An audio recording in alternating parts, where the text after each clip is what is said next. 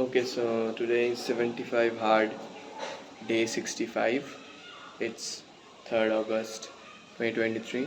I am reading this book. I finished today's reading. Let me change the location, it's too much noise here. So I finished my reading, and today I read first a little bit about the last part of the habit tree, and then I went on to the public victory part and the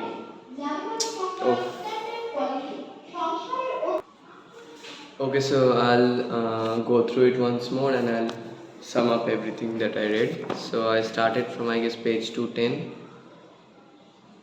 So in page 210 is thing about again the habit tree, putting first things first about time management and stuff. The topic is block out time in advance.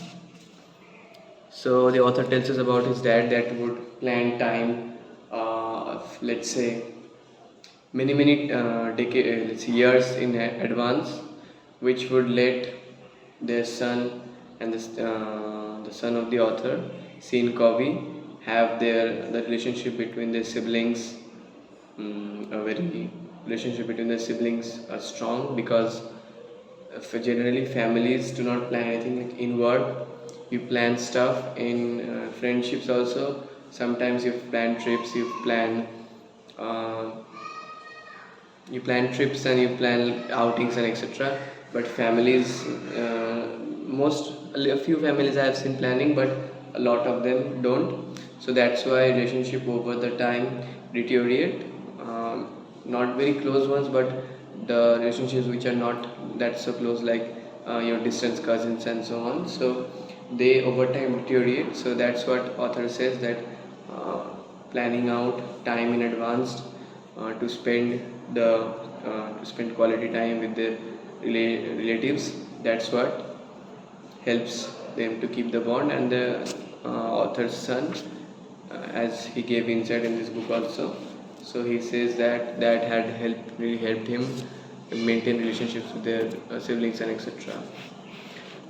Another thing. Okay, so I what I said was from a previous part. It was not here.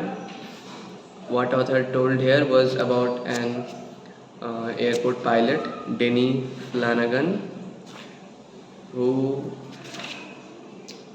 is really a good guy who technically, if you analyze his doings, you would see that he spends his time in the quadrant 2. And it's someone you can be you can be aspire to become, because the author cited an incident that once the flight was delayed, and the pilot took very care of it. He treated the passengers like they were some kind of like it was, that being pilot was his own job, that those passengers were his customers. Like that if you create an if you start a new small business, you know how you treat your first customers.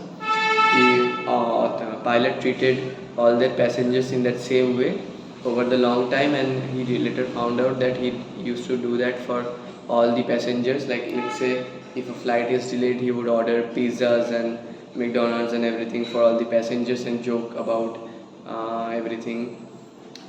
And he would, like, if let's say the passengers have pets, the pilot would go into the cargo place and take a picture for them and show them to let them know that the pets are safe.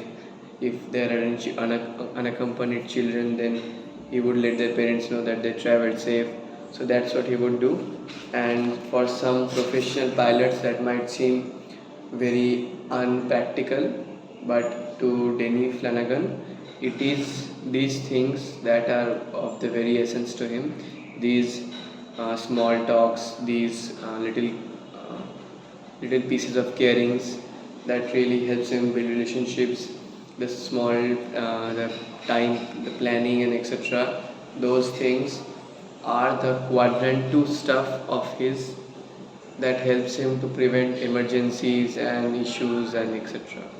So that's what author says in this, and then we start our part 3, the public victory part. Okay, let me focus the camera and lock the exposure.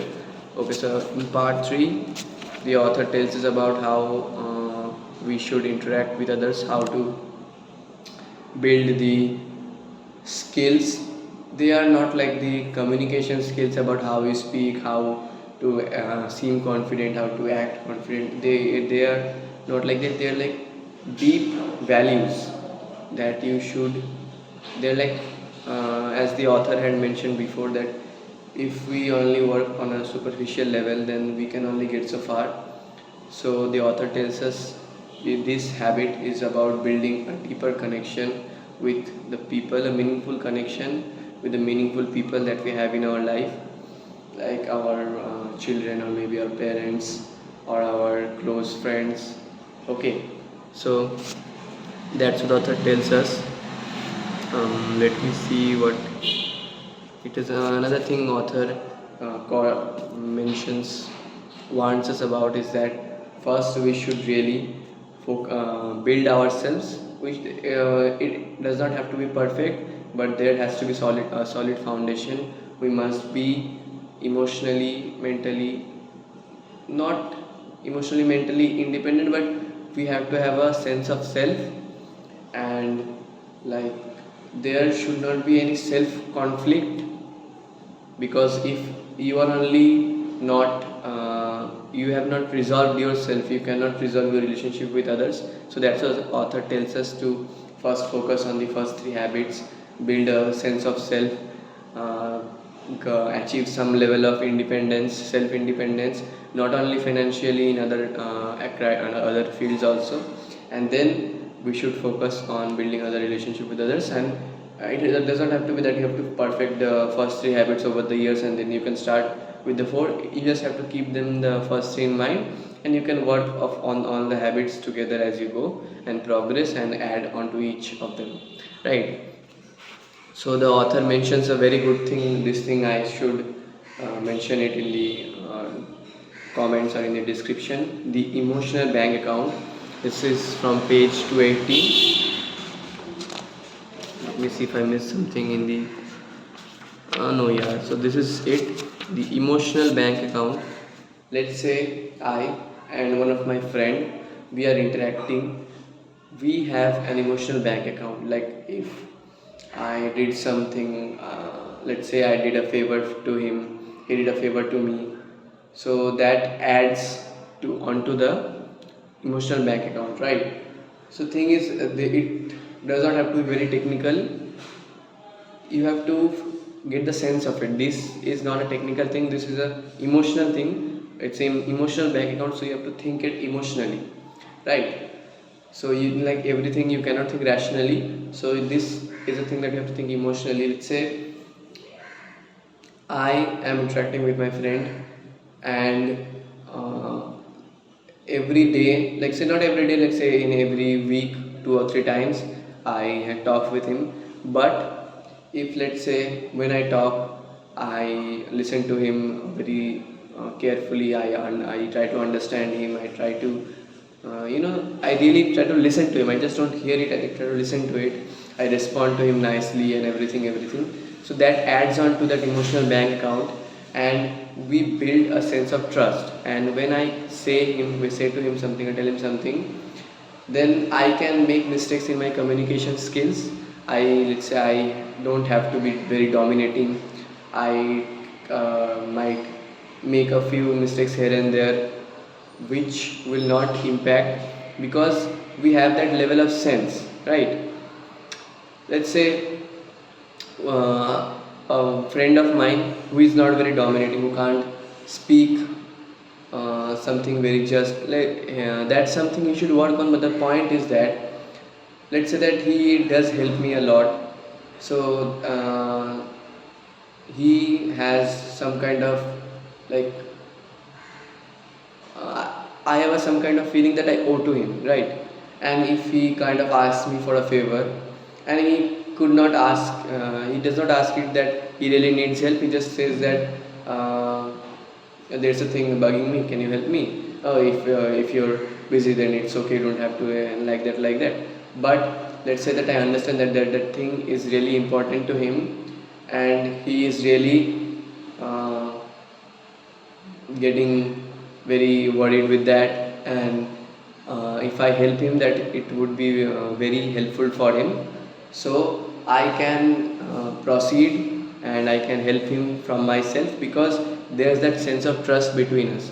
But if there was nothing like that, let's say I do have one of my friend who like usually cuts me off, ignores me. Okay, like we have that broader sense of kind of close friendship, but in our in quantum or conversation quantums, like in short things, like he sometimes acts like a jerk. Okay, so that withdraws a lot from the emotional bank account. So we do really have to keep focus.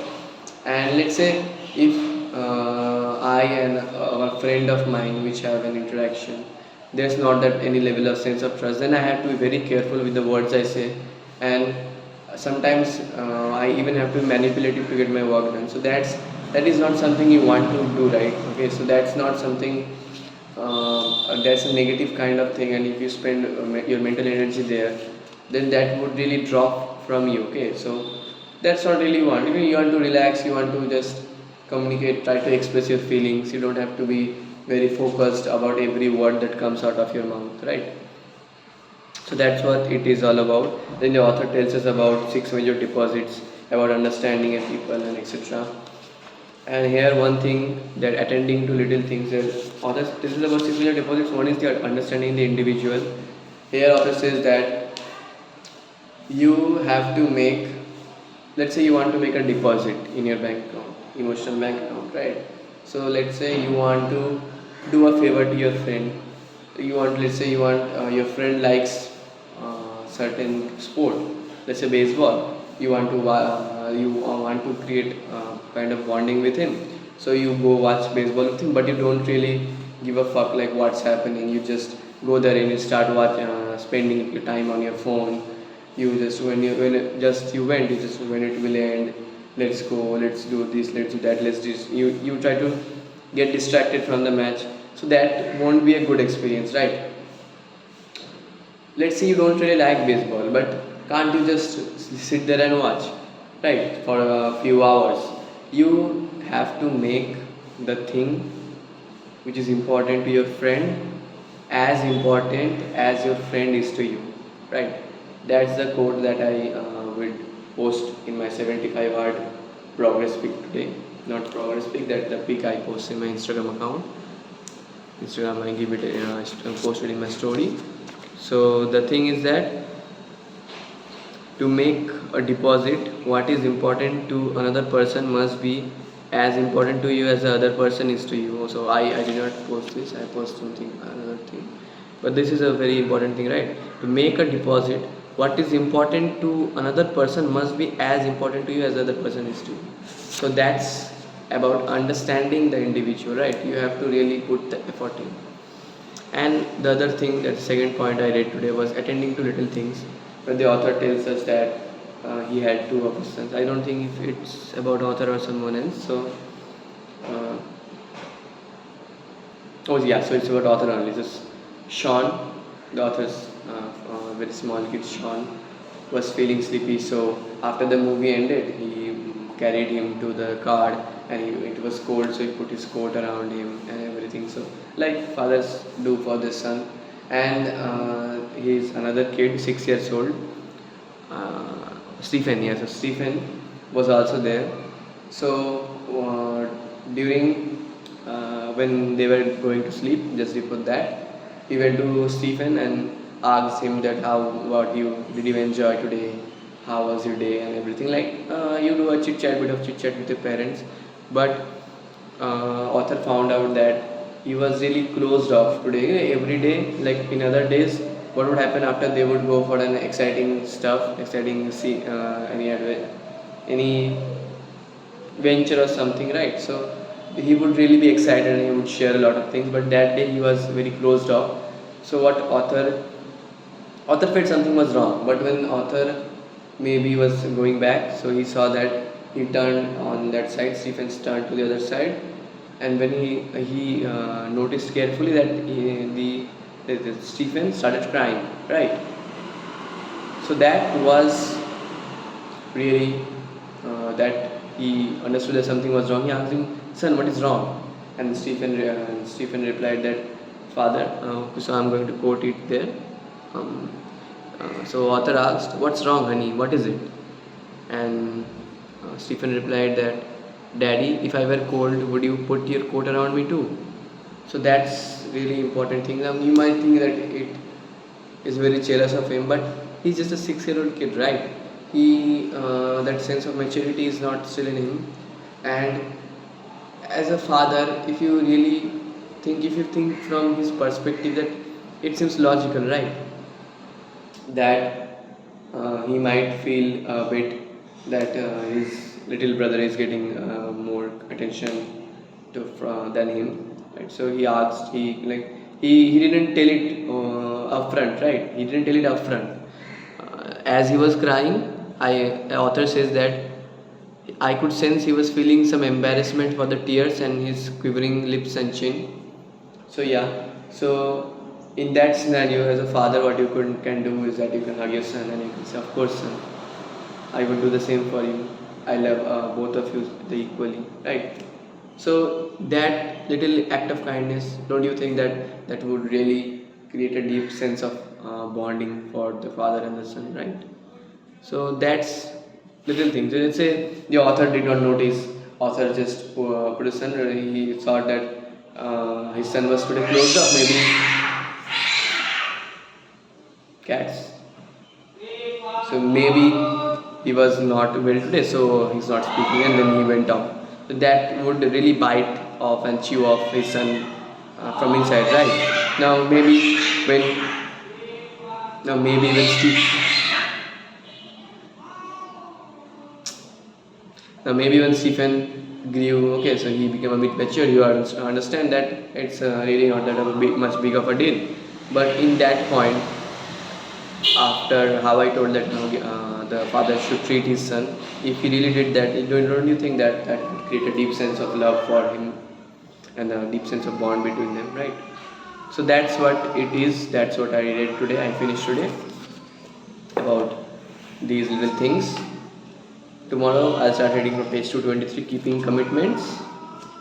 Okay, and today is Friday, right? Today I would go. It's today Thursday. Thursday. Today I would again go and watch Oppenheimer for my second time. I watched it previous Friday when I was sick. So now I'm going to enjoy it really nicely. So let's see. I'll post my daily, not the progress pic, but another thing I don't really know how to call it. So that if you don't follow me on Instagram, you can follow me on Instagram. So anyway, let them be. So bye for today.